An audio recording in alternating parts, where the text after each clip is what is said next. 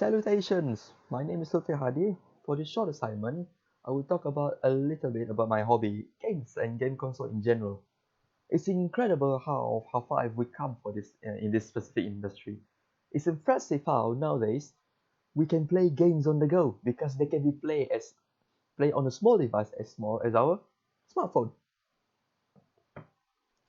Compare it to the early 1970s, the late 1970s and the early 80s, where game console or game in general are big as an arcade machine. But then slowly, as the game industry gained momentum, we see that multiple companies have been trying to create multiple consoles to be played at comfort of your home. But first of all, though, did you know that the first ever game console, I believe it was early as 1969 or early 70s, I believe wrong. I believe. It was debuted as a very bulky rectangular wooden box with two attached tiny controllers to it, and thus the name Brown Box came to be. It was invented by Ralph H. Baer, also known as the father of the video games. He developed the video game console such that it can be hooked up with any ordinary TV set.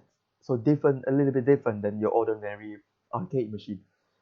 There were only six games at a time for the console, namely ping pong, tennis, handball, volleyball, chase games, and light gun game. But nowadays, 4 to 5 decades later, you can see that now these games uses a highly advanced graphic and system. They're very advanced nowadays. And then when you think about game console in general, you always think about the big three: PlayStation from Sony, Xbox from Microsoft, and Nintendo from, well, Nintendo. Game nowadays are much more intricate and much more complex when it comes to development compared to back then, because due to game design, game engines.